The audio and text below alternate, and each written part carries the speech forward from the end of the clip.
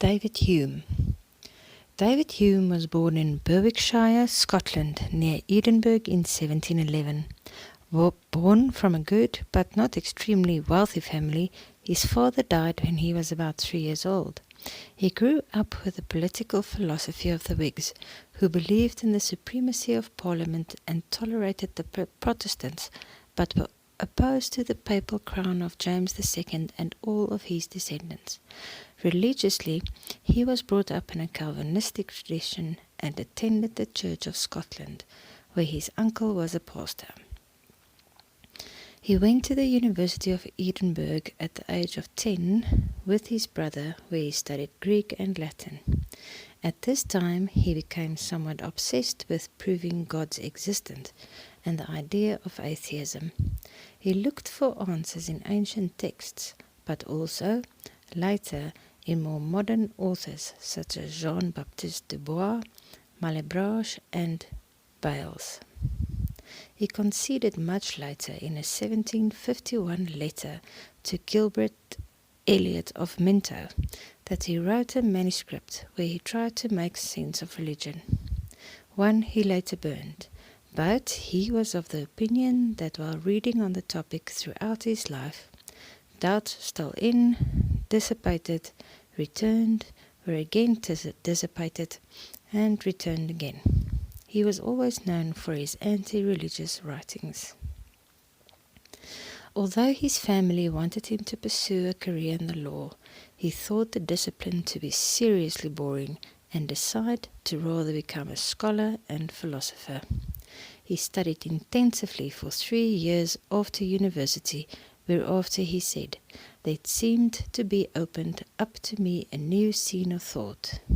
This nearly brought him to the brink of madness, but this passed and he moved to live in La Flèche, France, where in 1734, at the age of 23, he began writing a treatise of human nature, which he published anonymously in 2 parts in 1739 and in 1740.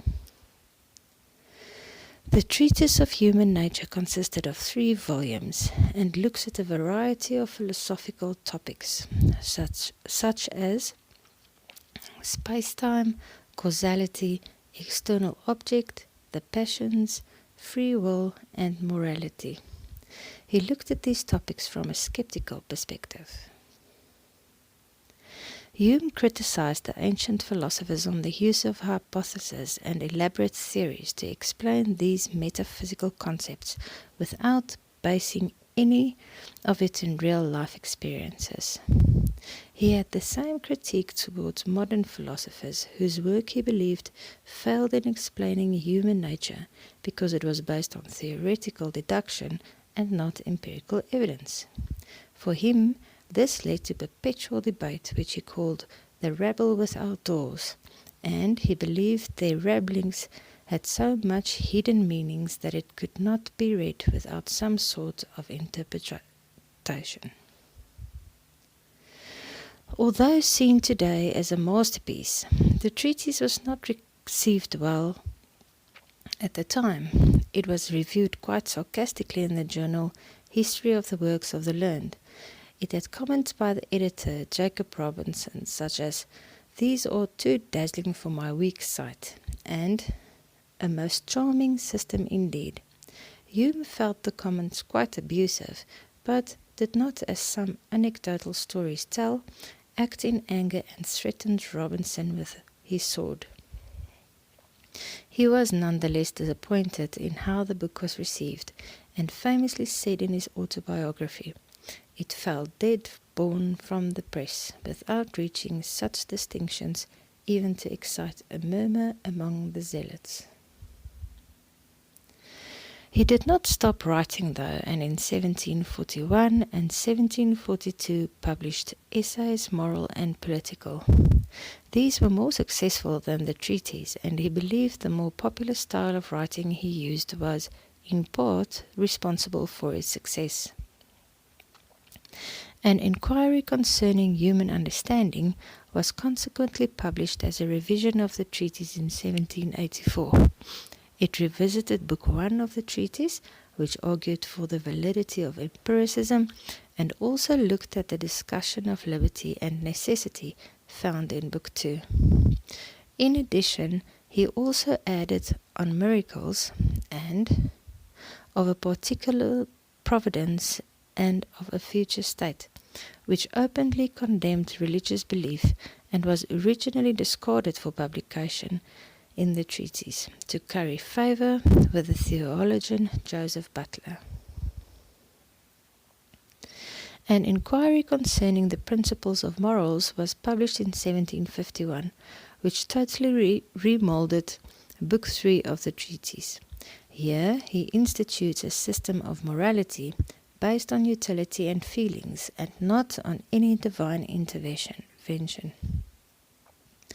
In My Own Life, an autobiography published after his death, he declared the work as incomparably the best of all his work, and it established him as the founder of the moral theory of utility, which states that morals are, amongst others, the product of sentiment and not reason. Other essays, such as his Political Discourses, published in 1752, was well received and influenced economic thinkers such as William Goodman, Thomas Malthus, and Adam Smith, which was also a good friend of his. So, what was David Hume's philosophical project? Hume suggested to reject every system, however subtle or ingenious, which is not founded on fact and observation. He was convinced that all natural science is based on the foundation of human nature, and was critical of those who explained human nature in relation to the supernatural. He saw this as an attempt to overwhelm with religious fears and prejudice. He set out to discover the proper province of human reason and prove that understanding human nature through metaphysics as a way to understand reality was beyond the scope of reason. Following the Newtonian principle of hypothesis non fingo, which translates roughly into I do not do hypothesis, he said, the only solid foundation we can give to the science itself must be laid on experience and observation. The view that knowledge is derived from the use of our senses, or sense perception, and that the mind passively collects this information, placed him in the tradition of British empiricism alongside others such as Francis Bacon, John Locke, and George Berkeley. But at odds with Locke and Berkeley, which believed knowledge can go beyond sense experience, he limited his inquiry to sense experience alone. As he argued, this is a more consistent form of empiricism. His theory of ideas. Using Newton's scientific method of experiments and methodology, Hume began his investigation into the theory of ideas. Ideas were defined as perceived mental entities that do not have direct access to physical objects. He looked at all mental content or perception and divided it into two categories, impressions and ideas. Impressions includes all our sensations, desires, passions, and emotions, while ideas, according to Hume, are the faint images of these in thinking and reasoning. He believes these categories to be easily recognizable by everyone, because everyone knows the difference between thinking and feeling. For example, there is a difference between eating a plump red strawberry now and recalling the plump red strawberry a friend gave you during the last strawberry season. He also differentiates between two kinds of impressions. First, it is the impression of sensation or the original impressions. These include the feelings you get from your five senses, as well as pain and pleasure, which arise in us without us knowing the original cause thereof. He calls these original impressions because To look beyond them and try to determine the ultimate cause fall beyond any human experience and thus cannot be proven through observations. Secondly, there are impressions of reflection or secondary impressions, which include desires, emotions, passions, and sentiments, and can be seen as responses to ideas. For example, when recalling the strawberry your friend gave you last season, your memory thereof is ideas, copies of the original impressions you had when he gave you the strawberry. Recalling those ideas causes you to anticipate the new strawberry season, and you want to invite your friend to lunch in the hope that he will bring some plump red strawberries for you again.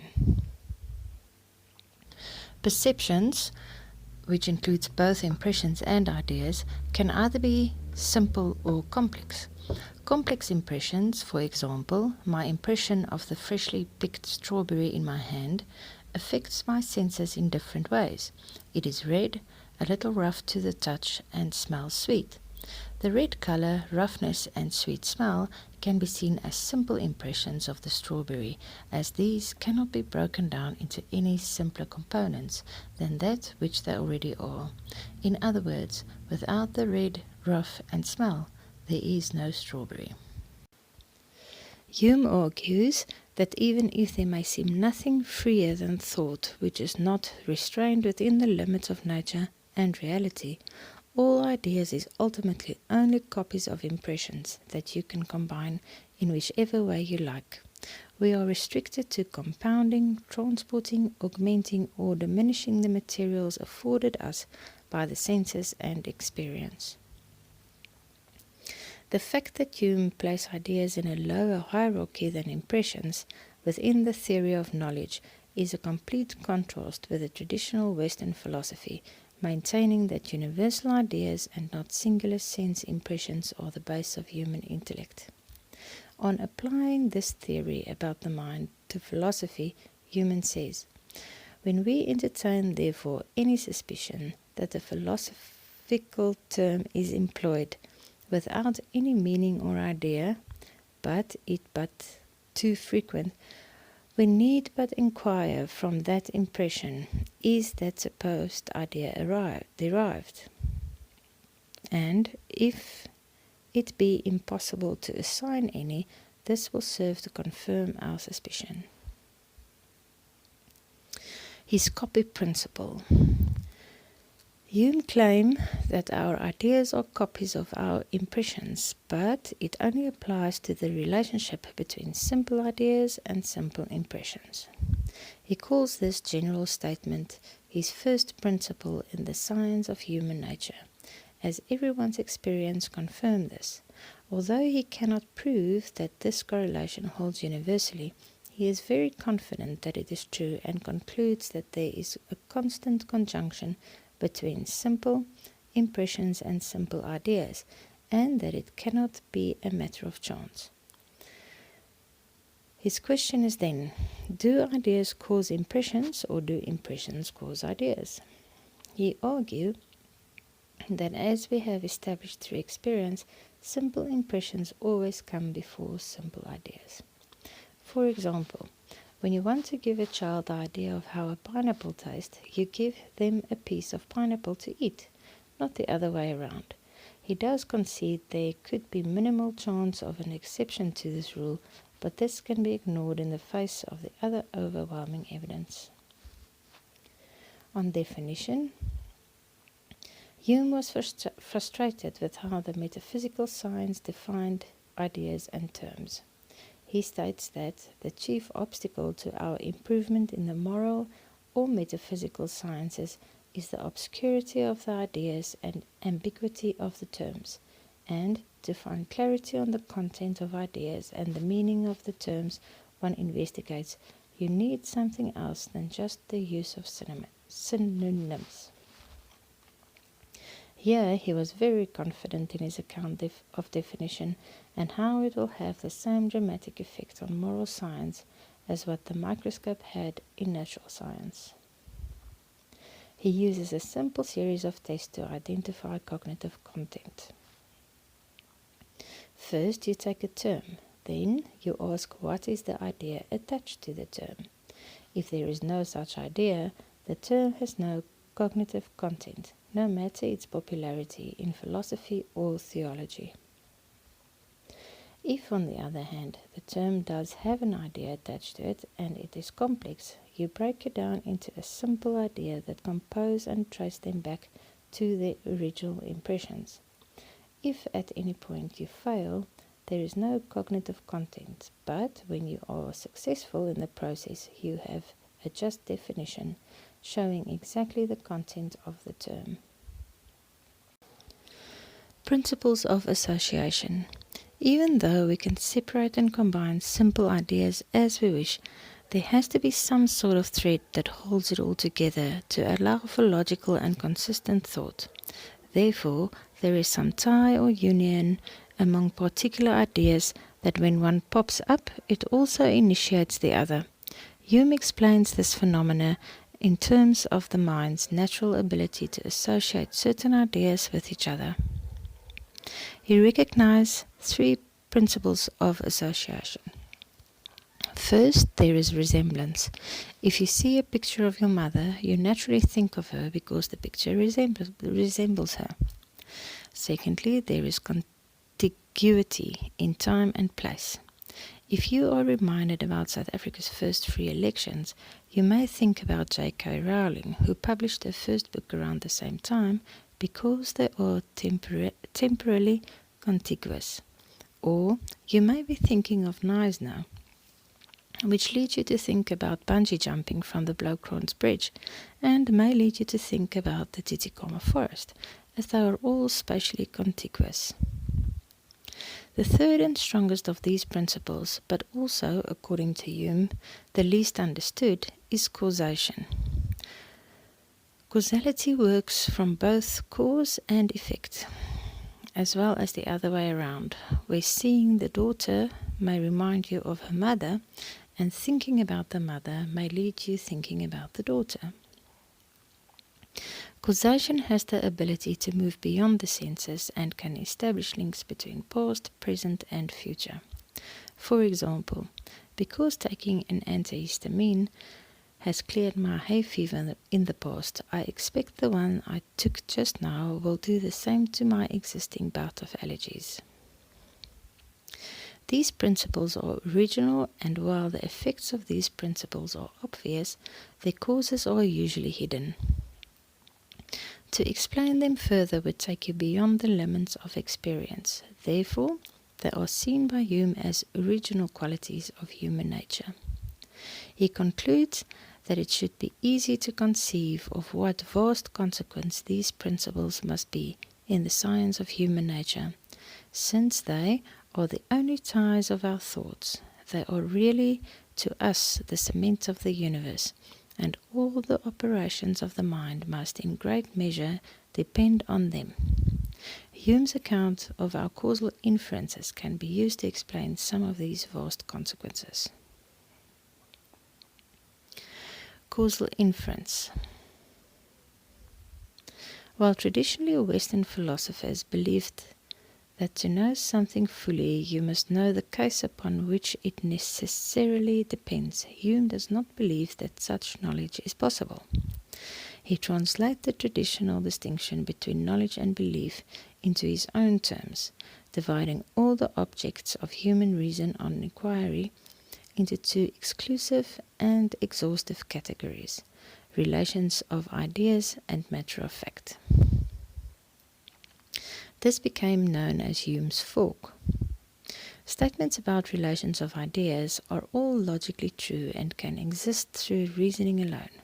For example, a mathematical equation such as 2 plus 2 is 4 is true without one having to observe it, but denying the statement, for example, 2 plus 2 is 5, is a contradiction.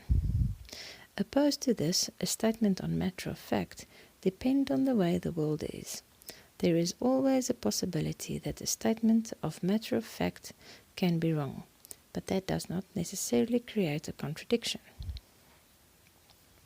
Hume argues that the causal relationship between objects is based on experience and cannot be instinctively known. For example, if you have never seen an antihistamine tablet before, you would not instinctively know that it would cause your hay fever to disappear. The only reason why experience can create causal relationships is because the cause happens before and alongside the effect. Hume explains it as follows. Because we have seen in the past that B frequently follows A and never occurs without it, our mind associates B with A, such that the presence of one determines the mind to think of the other. But experience cannot create or prescribe connections between cause and effect, because we can always imagine, without contradiction, an instance where a cause does not give the expected effect. Hume believed that we presume something within the cause will automatically create the effect, because our past experience have conditioned us to think in such a way, but that this does not prove in any way that it really is the cause of the effect, as at any time the effect can be different than the expected outcome.